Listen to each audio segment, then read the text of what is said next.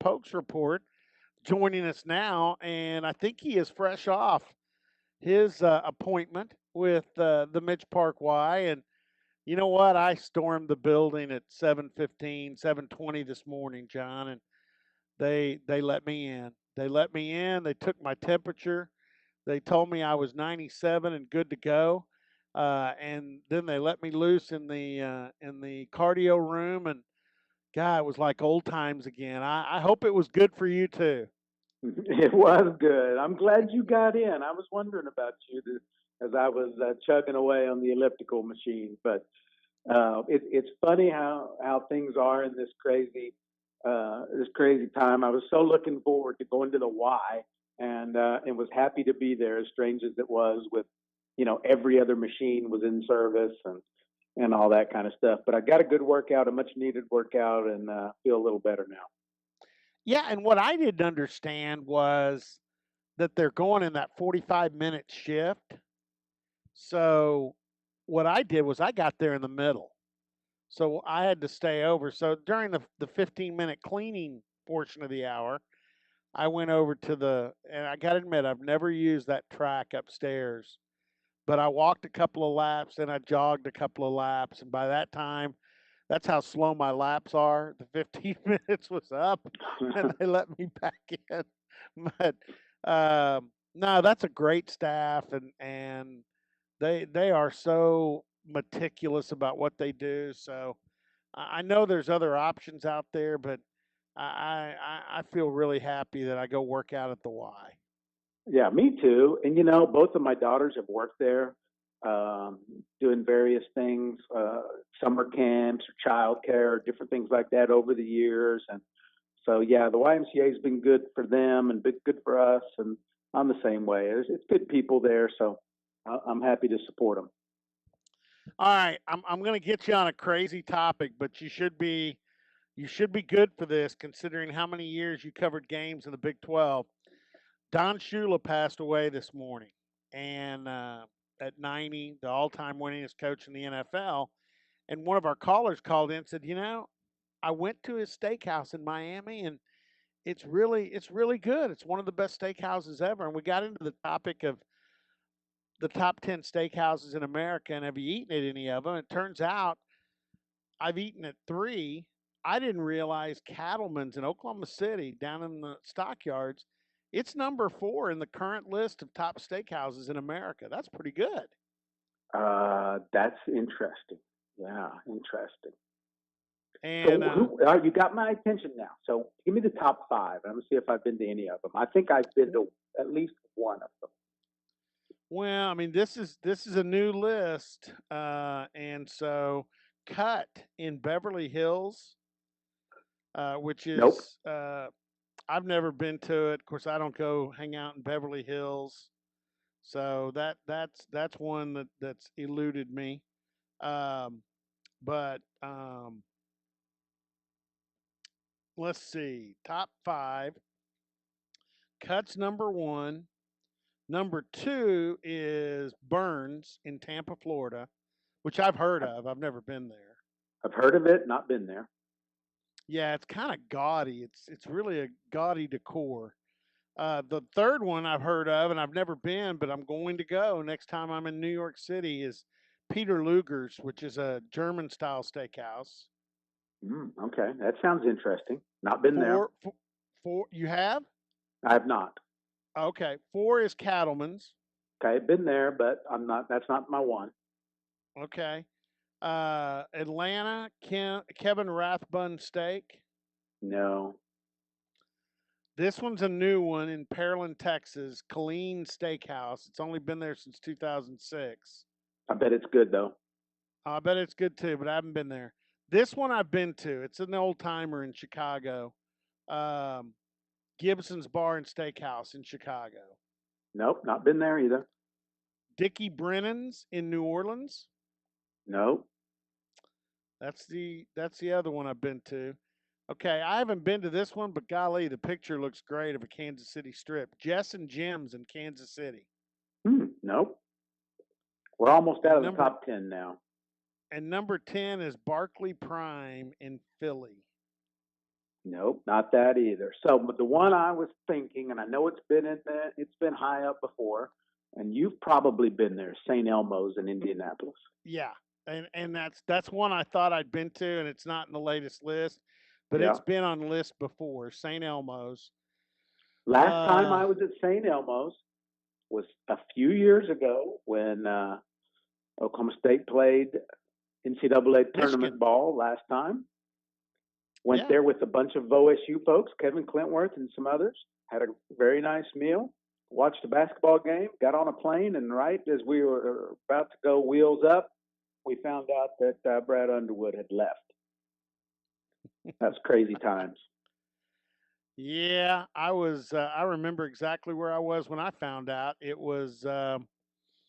I was downtown at farmers market facility because we were looking at it for a possible wedding site, and get a call and so, said, "Hey, you better check on Brad Underwood." This was, oh, I want to say it was Saturday about maybe 11:30 noon, and I'm like, "Oh my gosh, you got to be kidding me!" And yeah, and then we got to see those pictures of Brad Underwood posing in Illinois stuff that apparently was taken in his house Friday night in Yep. Stillwater because the Illinois AD followed the team plane back from Indianapolis after Michigan had won that tournament game on Friday. Yeah, Illinois' AD is in a plane following the Cowboys charter. To me, that's dastardly. I'm sorry. It is pretty dastardly. So here's how this thing happens, right? This is just how crazy sort of sometimes this gig is. On Friday, we're in the locker room after the game. They lost, played pretty well.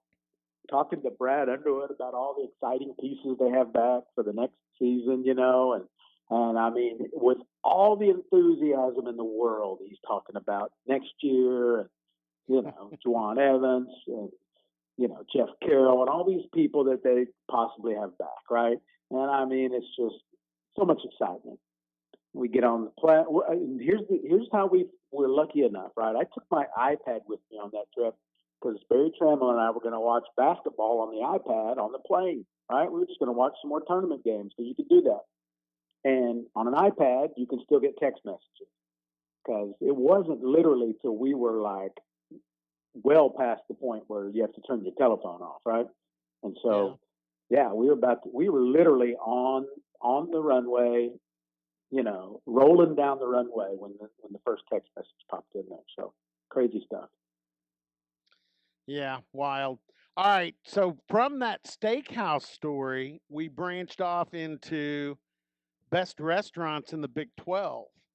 And let's run down and see if you've got any thoughts. Let's Austin, Texas. Well, that's interesting. So I have one that's it's solid. It's not great, but it's where we always used to go, and Texas used to take you there back in the old days. Was the Iron Cactus Mexican restaurant? I Uh, named it Iron yeah, Cactus. yep, Now, Franklin's barbecue is hard to argue with, but you got to get there sure. early because they shut down when they're out of meat. There's a little place. So this is how things change, right? Once you have kids that are daughters, and you start taking daughters with you on trips. So we discovered this little place, I forget how, that actually Sandra Bullock owns. It's Really? called it's called Walton's, and it's on Fifth or Sixth Street, one of those, but it's out west, right? It's not like down in the craziness of downtown. It's a little bit out west on one of those roads. And so the girls were like, "Hey, we got to go try this." And it's actually really good. They have really good sandwiches Good. and breakfast and stuff there. So every time I go to Austin now, because somebody wants to tag along, that's where we go. So it's a good little place. Um, a lot of times we go Mexican when we're in Austin because I mean Yeah. they do Mexican really well there. Yeah, I think that and barbecue are the two go tos, and there's one my wife took me for my birthday, which is south of Austin. It's also another one of those legendary barbecue places that we had to wait in line for 2 hours, but it was worth it. All right, Waco, Texas. So here's my stance on Waco. Anytime I can, I stay in Dallas. and don't stay in Yeah. Waco. And the So team stays in Temple, so we don't stay in Waco. yeah, But basketball, when I did cowgirl basketball, we would always go to Buzzard Billy's yeah, Swamp Shack, which is kind of a big old. It's a good play. It's not great, but right. it's different. Yeah, So and I've been there. Yeah, I have been there. all right, Lubbock, Stillwater. The OSU folks have their favorite. It's Kegel's. Kegel Steakhouse. Yeah, it's almost sort of like a you almost have to go, right? And it's good. I enjoy Kegel's. The 50-yard line, which was another place the media used to go That's back my in the day. rebel. I'm a 50-yard line guy. Yeah, 50-yard line. If you ask me, and I know this will make a lot of OSU people mad, I know. including Big Mike Noteware, but I'll take 50-yard line over Kegel's. Fort Worth, but it's a big city. I mean, you could go anywhere. The last time we were downtown, I think we went to Houston, the Houston Street Bar and Patio to watch OU play West Virginia. Hmm. And so I kind of like that place. So I put it down. Yeah, I mean, you could, there's a lot of places in Fort Worth. So for me, because we don't have one here, whenever I can go, I try to go. And there's one pretty close to campus in Fort Worth, and that's Papado. Yeah, I love Papado. good, good place. Yeah. All right, Norman, and I don't, I don't ever eat in Norman, but the Big 12, the official Big 12 list, which is by sports writers, lists Terra Humara's Mexican Yep. Cafe. Yeah, and it's really good. It's big time. It's really good. Now, here's I don't know, are you a sushi guy at all? I like sushi. Oh yeah. Oh yeah. Okay. So, my real sort of introduction into sushi, there was a little place in Edmond called Mr. Sushi. And it was just a little place. And it Yeah. was fantastic, right? And those people who owned Mr. Sushi branched off and they now own the sushi bar, which is in Edmond, and it's like now it's upscale. It's a really nice place to go eat sushi. They have a lot of the Yeah. same rolls they had at the other place. They now Yeah. have a few locations now in Oklahoma City and Edmond, right? Well, they have Hmm. since opened a Mr. Sushi in Norman. So, I mean, if I Okay. can go there and get sushi at Mr. Sushi at a actually at a better price than you can at the sushi bar, same stuff, I'd do it. There's a plug for Mr. Sushi. Yeah. Stillwater, which is where you and I both work now. I go with the Hideaway and Eskimo Joe's because that's where the out of towners want to go, and it's great. I love it. There's a lot of good places in Stillwater, but and my wife, Hideaway Pizza to her is the best on earth, so I went with those. Those are easy. Those are great places to go. There's a little place that I go now that I'm in Stillwater a lot for lunch. My daughter and I go to lunch there on Wednesday every week. It's Thai Loco, little place right there at Oh yeah, um, oh yeah, yeah, it's good yeah, stuff. oh yeah. Yeah, I'm, and it's an original cuisine. It's Thai, Thai meets tacos. Yeah. All right, Manhattan. I go with Kites Bar and Grill. It's in Aggieville. Took my wife yeah, there. She loved it. Good place. good place. Absolutely, can't go wrong there. Ames, Hickory Park's the only choice, Yeah, isn't it? yeah, I think it is. We went.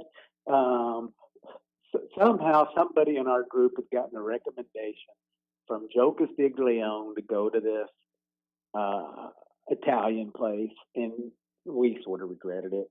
We wish we'd gone to Hickory Park, but we went there one time, and it was supposed to be great. It was just okay. Now, you might be able to help me and have a. Oh, the team doesn't stay in Lawrence. We stay in They stay in Topeka. West Des Moines. Yep.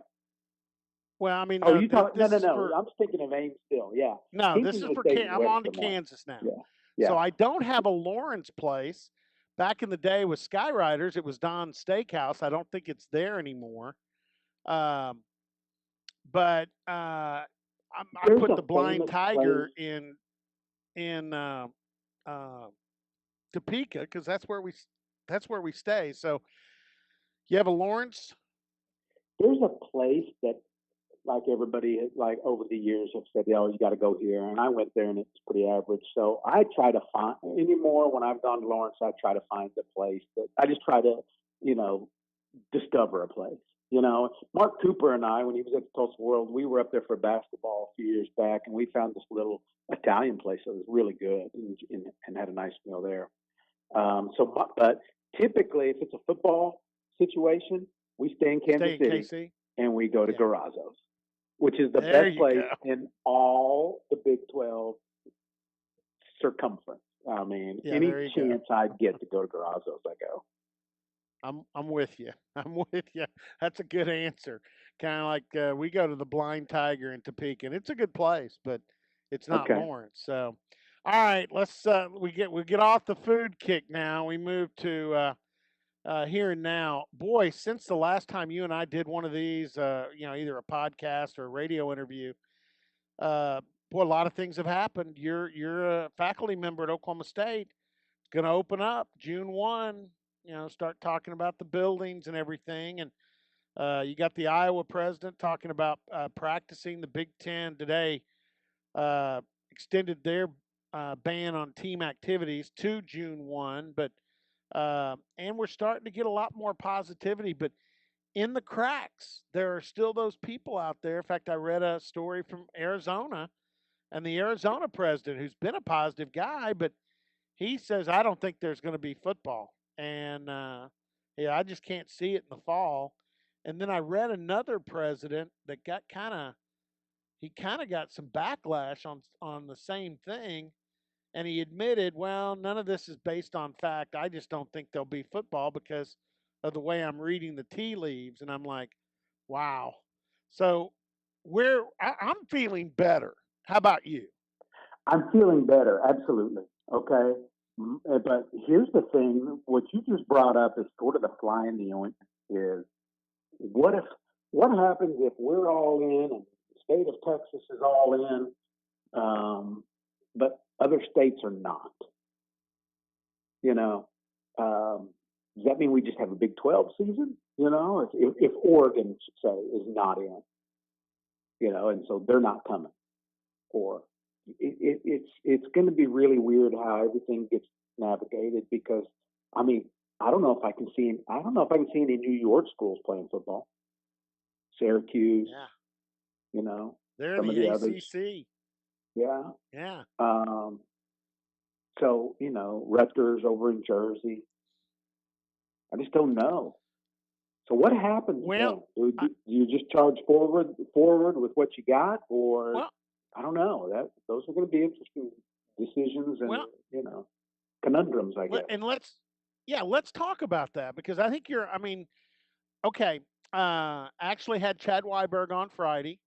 I brought up Oregon State, and he said, I did reach out to the Oregon State people about a week and a half ago, and a lot's changed since then. Probably more better. But when I reached out to them, they said, absolutely, we're planning on being there for Thursday, September 3rd to get going. And he goes, that made me feel good. That they've already thought about it.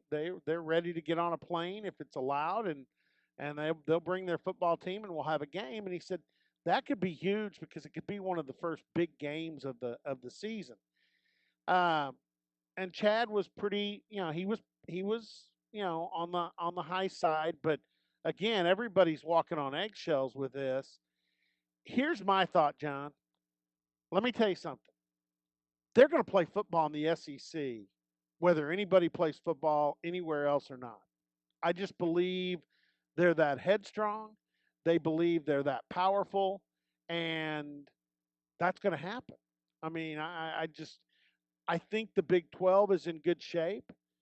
I think a lot of other people want to play football, but boy, when you talk about California and New York, and I've kind of gone around and round on this, but my thought is if football can be played in some regions and not in others, it's going to be played, and you're going to have some people mad at some other people.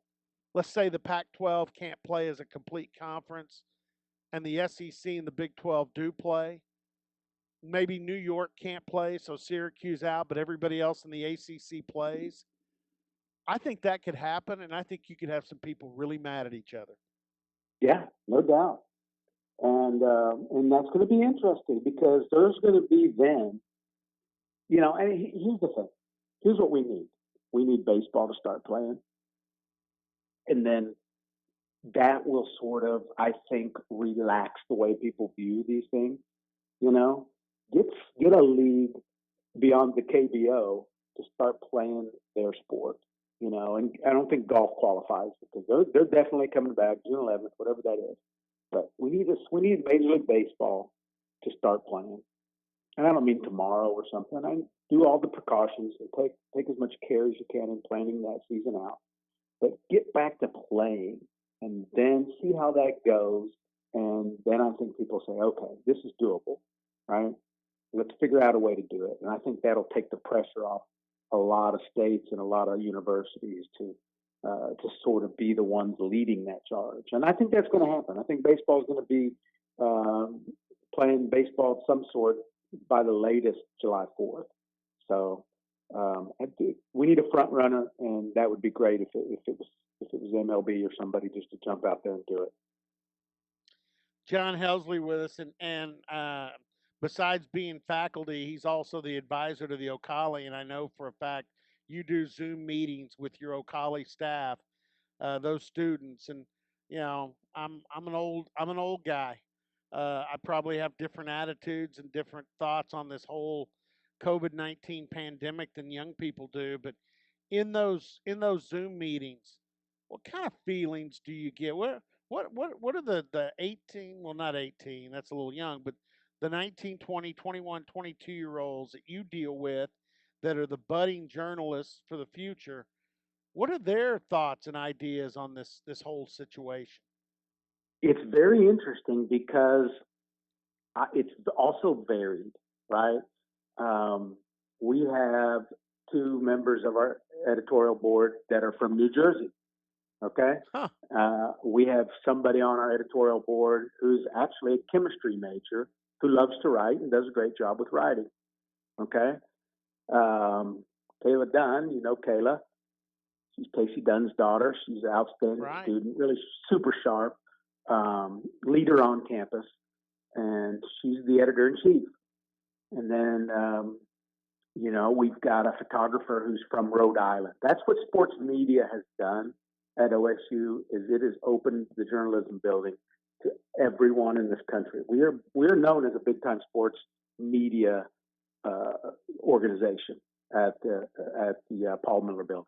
And so we've got students in that program from all over the country. And that was started well before I got on the scene. It started with guys like Cody Stavenhagen, who now covers the Detroit Tigers for The Athletic, and Nathan Ruiz, who covers the Baltimore Orioles for the Baltimore Sun. Kyle Fredrickson is covering um, Denver sports, Broncos, for the Denver Post. You have Anthony Slater covering the Golden State Warriors for The Athletic. And so those guys all came from somewhere else and then went out and got big time jobs before they were 27 years old, right?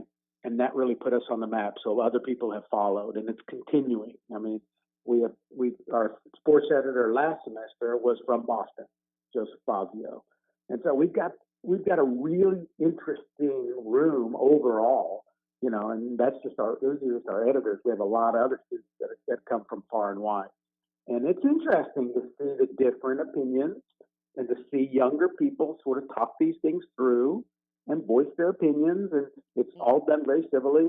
Um, but it's interesting because it's across the board a little bit, and I think sometimes we want to just paint the younger crowd as being one way or the other. But no, there's people from different upbringings, different parents, different leanings that view this differently. And it's interesting to see them work through it. And it's kind of fun actually to watch them because that's my role is not to tell them how to do anything.